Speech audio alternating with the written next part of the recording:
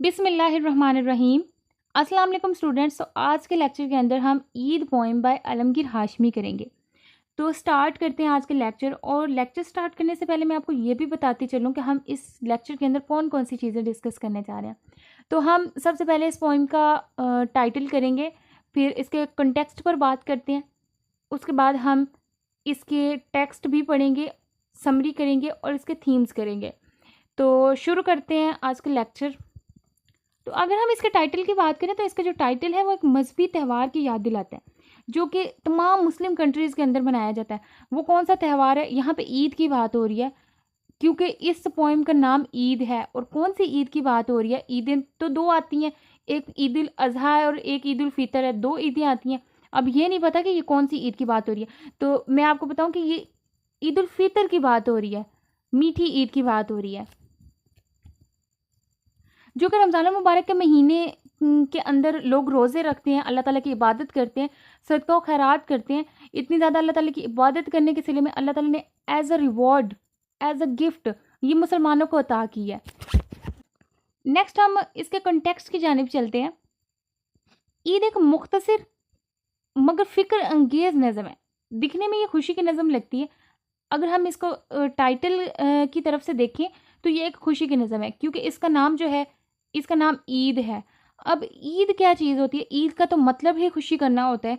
तो इससे तो हमें यही लगता है ना कि ये एक एंजॉय करने का दिन है। इसके दिन खुशी मनाई जाती है, नए कपड़े पहने जाते हैं, दोस्तों से मिला जाता है और ये सारी चीज़ें जो हैं ये ईद के अंदर यही सब चीज़ें शामिल हैं। इसके अलावा और कुछ नहीं है। हमें लगता है कि ये खुशी का ही दिन है, लेकिन ऐसा बिल्कुल भी नहीं है। आलमगीर हाशमी ने हमारे माशरे के बहुत से तारीख पहलुओं पर बात की इस पोइम के अंदर। और ये जो पोइम है इसके अंदर एक मासूम बच्चा है जो कि एक मासूम बच्चा इस पोइम का नरेटर है जो कि ईद के दिन इधर उधर लोगों को देख रहे हैं और वहाँ पर जो भी लोग काम कर रहे हैं उस काम को देखता है और उसके बारे में सोचना शुरू कर देता है। स्टूडेंट्स अब इसके टेक्स्ट की जानिब चलते हैं। तो शुरू करते हैं। Perhaps Eid is more than the vermicelli thing I was born to believe. शायद ईद एक वर्मिशेली चीज़ से ज़्यादा है जिस पर मुझे यकीन करने के लिए चम्मच खिलाया गया। In the mosque this morning I promise God to bend my knees, कि जब मैं मस्जिद में नमाज़ पढ़ने के लिए गया तो उस वक्त मैंने अपने रब से वादा किया कि मैं अपनी घुटनों को झुकाऊंगा अनदर 4 टाइम्स, के इसके बाद और 4 मरतबा मैं अपने घुटनों को झुकाऊंगा। My fellow knee benders raised offertory to cushion the prayer keeper, so expiated the neglect he suffered on the wooden bench. जबकि जो मेरे साथी हैं घुटने टेकने वाले यानी कि नमाज पढ़ने वाले, नमाजी को तकिया देने के लिए हदिया उठाया, लिहाजा लकड़ी के बेंच पर उसकी हुई गफलत का कफारा दिया। Outside the beggars button holders, बाहर भिखारियों ने दबाया it could not anchor in their curdy cheeks, और जो इनके चेहरे हैं इस तरह से मुरझाए हुए थे कि ईद की कोई खुशी उनके चेहरों पर नजर नहीं आ रही थी। How can these spindling shapes be bloated out from the face of the morning. इसमें वो बच्चा कहता है कि सुबह के चेहरे से अंतकली हुई शक्लों को कैसे निकाला जा सकता है। I had left behind my blotting paper the last day at school. The master said in holidays there was no danger of staining. I was convinced. मैंने स्कूल में आखिरी दिन अपना ब्लोटिंग पेपर छोड़ दिया था और मास्टर ने क्या कहा है? मास्टर ने कहा है छुट्टियों में कोई खतरा नहीं है, और इस बात पर मैं रजामंद हो गया। But question hovered like flies over my plate as we began to eat. लेकिन जो सवाल है ना वो मेरे प्लेट के गिर्द मक्खियों की तरह से मंडला रहा था। जब हम खाना खाने लगे तो मेरे वालिद ने कहा, देखो, I held the shining spoon to my mouth looking for my face in it. मैंने चमकता हुआ चम्मच अपने मुंह पर रखा, उसमें अपना चेहरा ढूंढ रहा था। तो यहाँ तक ये कंटेक्स्ट जो है वो कंप्लीट हुआ। तो अब हम चलते हैं इसकी समरी की जानिब। तो शुरू करते हैं समरी। इस पोइम में ये चीज़ बताई गई है कि ईद जो है ये एक मुख्तसर सा त्यौहार है और ये वर्मिसेली से ज़्यादा की चीज़ है, यानी ये खाने से कुछ ख़ास चीज़ है। मतलब इसका मकसद जो है वो सिर्फ खाना नहीं है। जो हम लोग सोचते हैं कि शायद ईद का मकसद यही है कि हम इस दिन खाना खाएं, इंजॉय करें, अच्छे कपड़े पहनें, अपने दोस्तों से मिलें, अपने रिश्तेदारों से मिलें और स्वीट डिशेस एक्सचेंज कर लें, ये चीज़ इसका मकसद नहीं है। इसके अंदर आलमगीर हाशमी कुछ ऐसी बातें बताना चाहते हैं जो कि हमारी सोसाइटी के अंदर जिनके बारे में लोगों को पता तो है, लेकिन वो लोग इस बात पर बिल्कुल भी ध्यान नहीं देते। और बहुत सारे लोग ऐसे भी हैं जिनको इस बात का नहीं पता, वो सिर्फ यही समझते हैं कि अगर वो दौलतमंद हैं, उनके पास पैसा है, तो खुशियों पर सिर्फ उन्हीं का हक है, वो ये चीज़ सोचते हैं।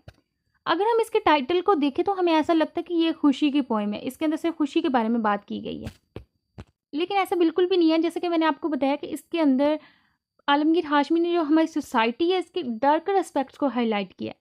इस पोएम को लिखने का जो मकसद है वो ये है कि पॉवर्टी और रिचनेस के दरमियान जो गैप है उसको हाईलाइट करना। तो इस पोएम का जो नरेटर है वो एक मासूम और हसास बच्चा है जो इधर उधर लोगों को ईद के दिन देख रहा है। वो मुख्तलिफ काम कर रहे हैं, लोग उनको देख रहे हैं, और जो ईद का त्यौहार है उस दिन लोगों ने नए कपड़े पहन रखे हैं। जाहिर सी बात है, लोग नए कपड़े पहनते हैं ईद के दिन, तो उन्होंने नए कपड़े पहन रखे हैं, नए जूते पहन रखे हैं और बहुत अच्छी तरह से तैयार हैं और खुशो खुर्रम है, उनके चेहरों पर खुशी भी नज़र आ रही है और वो बच्चा उनको देख रहा है। और उनके घरों में मज़े मज़े के खाने भी बने हुए हैं। वो लोग जो इतने तैयार होकर ईद को मना रहे हैं, वो क्या कर रहे हैं, वो अपने घरों में बहुत सारे उनकी जो दस्तरखान है वो सजे हुए हैं खानों से, और वो उनमें से कुछ खाने अपने दोस्तों के साथ शेयर कर रहे हैं, अपने रिश्तेदारों में शेयर कर रहे हैं, वो अपने अजीज़ व अकारिब में भी वो खाने शेयर कर रहे हैं। सबसे पहले तो बच्चा मस्जिद में नमाजियों को देखता है। नमाजियों को कैसे देखते हैं, जो नमाजी के लिए हदिया उठाते हैं। अगर हम इस सोसाइटी की बात करें तो हमें ये हालात देखने को मिलते हैं कि नमाज पढ़ाने वाले शख्स जो हमारी नमाज़ों का इमाम है, वो ऐसा है कि वो इंतहाई काबिल रहम हालत में मौजूद है। वो वहाँ पर अपने हालात की वजह से उसके चेहरे पर भी वो खुशी नहीं है जैसी बाकी लोगों के चेहरों पर है, मगर किसी को भी इस चीज़ की फ़िक्र नहीं है। तो जो हमारी सोसाइटी है उसके अंदर ऐसा होता है कि हम लोग सिर्फ उनको चंद पैसे दे देते हैं, उनको हम पूरा साल इग्नोर करते रहते हैं, और ईद के दिन के लिए हम उसको चंद पैसे दे देते हैं और हमें ऐसा लगता है कि जैसे उनकी ज़रूरियात इससे पूरी हो जाएंगी, और उनकी ज़रूरियात का बिल्कुल भी ख्याल नहीं रखते। और बहुत सारे ऐसे लोग हमारे माशरे के अंदर मौजूद हैं जिनके पास पैसा भी मौजूद है, जिनके पास दौलत भी है, जिनके पास अपने से ज़्यादा मतलब अपने खर्च से ज़्यादा बढ़कर उनके पास पैसा है, लेकिन वो जमा करने में लगे हुए हैं, लेकिन उन्होंने कभी किसी की मदद नहीं की। और इस पोएम को लिखने का जो मकसद है वो यही है कि ईद के दिन सिर्फ़ और सिर्फ अपनी खुशियों की तरफ मत देखें कि आपकी खुशी क्या है। जब आप अच्छे कपड़े पहन लेते हैं, आप अच्छा खाना खा लेते हैं, क्या आपने कभी ये चीज़ सोची कि क्या आपके हमसाए में कोई भूखा तो नहीं? क्या कोई ऐसा इंसान तो नहीं जो इन खुशियों से महरूम है? तो यहाँ पे इस नरेटर बच्चे की बात की जा रही है। ये बच्चा जब मस्जिद से निकलता है तो भिखारियों को मस्जिद के बाहर देखता है। जो भिखारी लोगों के कपड़ों को खींचते हैं और कुछ मांगने की कोशिश कर रहे हैं, तो वो क्या मांग रहे हैं? उनके चेहरों से ये चीज़ ज़ाहिर होती है कि वो बहुत भूखे हैं, उनका पेट भरा हुआ नहीं है, वो भूखे हैं। जब वो बच्चा इस हालत को ऑब्ज़र्व करता है तो उसे ये रियलाइज़ होता है कि एक अमीर इंसान कितना पुरसकून ज़िंदगी गुजार रहा है, और एक गरीब इंसान ऐसा है कि जो अपनी ज़रूरियात की वजह से इतना मजबूर है कि वो लोगों के आगे हाथ फैला रहा है। वो अपनी ज़रूरियाती ज़िंदगी को पूरी करने से कासिर है। हमारे मुल्क में पॉवर्टी बहुत तेज़ी से बढ़ रही है। भिखारियों की हालत बहुत ख़राब हुई है। उनके कपड़े बहुत ज़्यादा गंदे हैं, बहुत ज़्यादा बदबूदार हैं और कीचड़ में लथपथ हुए हुए हैं, और उनके पास इतना कुछ भी नहीं है कि वो अपना पेट भर सकें। जबकि दूसरी तरफ बाकी लोग जो हैं वो खूबसूरत और नए लिबास पहनकर बाहर निकले हुए हैं और ईद की खुशियों से लुत्फ़अंदोज़ हो रहे हैं, और उनके घरों में मुख्तलिफ़ किस्म के खाने भी बने हुए हैं और उन खानों से भी वो लुत्फ़अंदोज़ हो रहे हैं। यहाँ पे ये जो नरेटर बच्चा है वो ये चाहता है कि खुशियाँ और तकरीबात जो हैं वो हर किसी का हक होनी चाहिए, ना कि वो सिर्फ अमीरों का। मतलब कि अगर किसी इंसान के पास इतना कुछ है कि वो किसी और की मदद कर सकता है तो उसको उसकी मदद करनी चाहिए। वो ये चीज़ लोगों को बताना चाहता है कि ईद का मकसद सिर्फ ये नहीं कि हम खा पी लें और अपनी ही ज़रूरियात की तरफ देखें, अपनी ही सुकून की तरफ देखें, बल्कि ईद का मकसद तो है खुशियाँ बांटना। किन लोगों के साथ बांटना जो लोग इन खुशियों से महरूम हैं, जो ज़िंदगी की ज़रूरियात को पूरा करने के लिए बहुत ज़्यादा परेशानी का शिकार हैं। वो उन लोगों को नज़रअंदाज नहीं करना चाहता कि जो लोग परेशानी में हैं, जो लोग गुर्बत की चक्की में पिस रहे हैं, उन लोगों को वो चाहता है कि वो उन लोगों की मदद करे और बाकी सबको भी उसकी मदद करनी चाहिए। जब वो अपने घर में बैठा होता है तो खाने की मेज़ सजी हुई है, खाने बहुत ज़्यादा, यहाँ पे ये चीज़ है कि वो जो बच्चा है उसका घर भी समझे कि एक तरह से बहुत ही अमीर घराना है और वो पैदाइशी तौर पे बहुत अमीर है। जब वो पैदा हुआ है तो उस वक्त भी उसके घर में सब कुछ मौजूद है और उसने कभी गुर्बत नहीं देखी। लेकिन वो फिर भी इस बात को रियलाइज़ करता है कि गरीब इंसान जिसका पेट नहीं भरा हुआ, जिसके तन भर कपड़े नहीं हैं अच्छे, तो वो कैसा महसूस करता है। तो जब वो खाने की मेज़ पर बैठा होता है तो वो बहुत ही गहराई में चला जाता है, वो किसी सोच में होता है।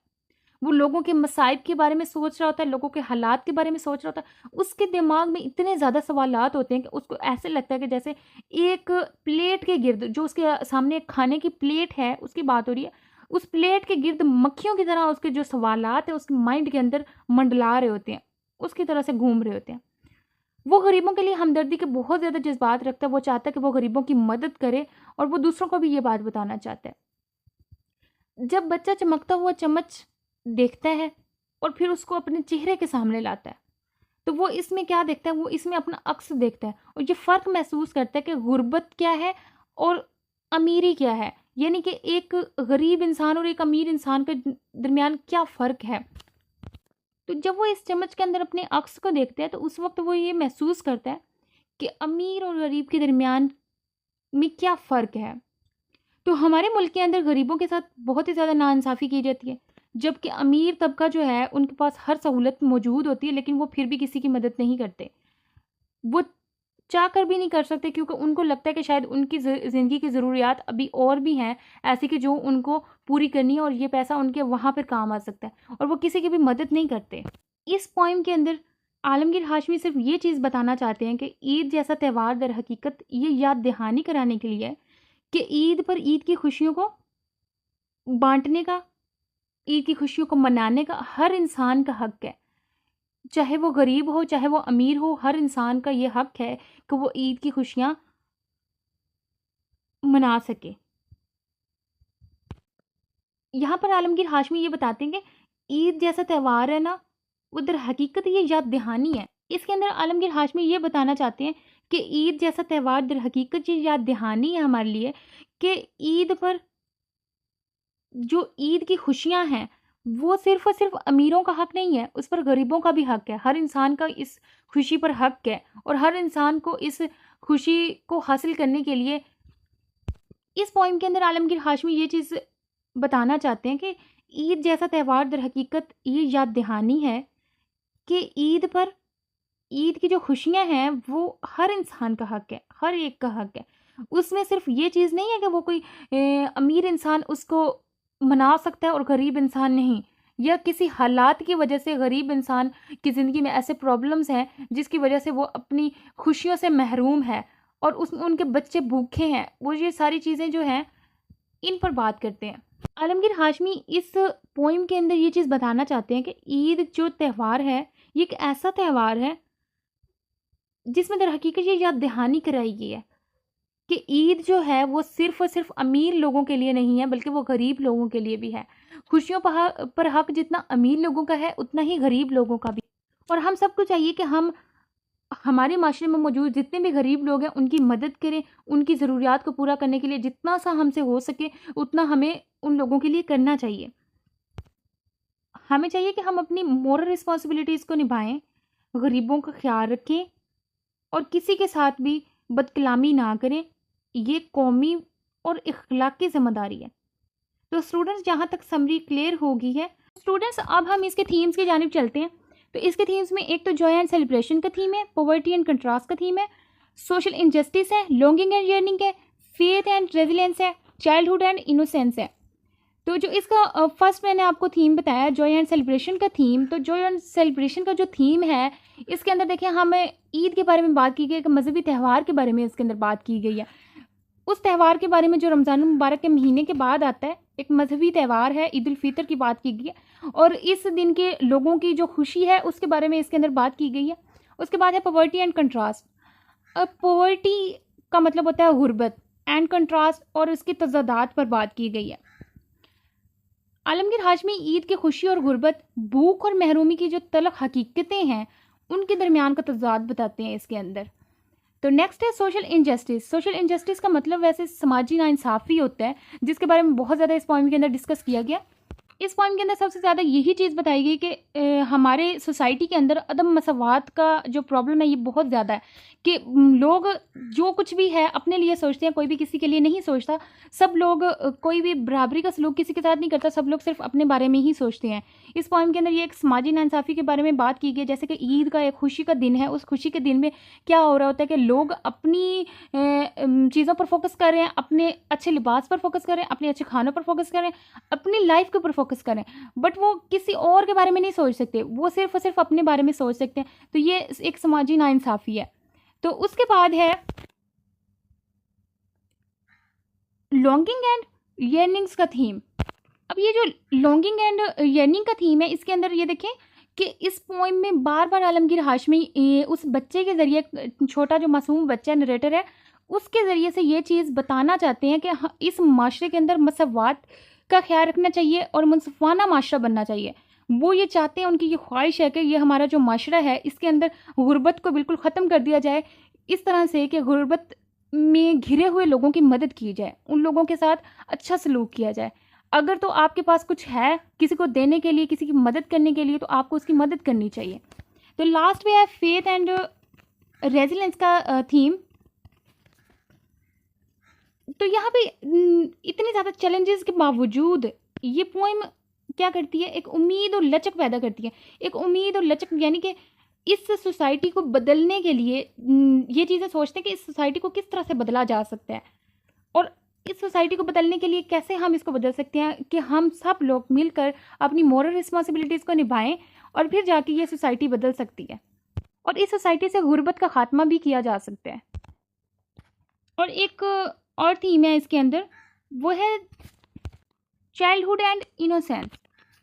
इस पोइम के अंदर एक मासूम छोटे से बच्चे की बात की गई है जो कि बहुत ज़्यादा हसास है, और इसके अंदर ये चीज़ बताई गई है कि ये जो गुर्बत की वजह से लोग बहुत ज़्यादा मुश्किलात का सामना कर रहे हैं, हालात की चक्की में पिस रहे हैं, तो उन लोगों के लिए बच्चों के जहन में क्या सवाल आते हैं, बच्चे क्या सोचते हैं इस बारे में, और बच्चों पर इसका क्या असर पड़ता है।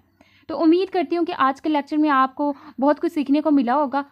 अगर आपको मेरी वीडियो पसंद आई हो तो इसको लाइक कर दीजिएगा, अपने दोस्तों के साथ शेयर कीजिएगा, और अगर आप आने वाली हर वीडियो को देखना चाहते हैं तो इस चैनल को सब्सक्राइब कर दें। तो मिलते हैं नेक्स्ट वीडियो में, तब तक के लिए अल्लाह हाफिज़।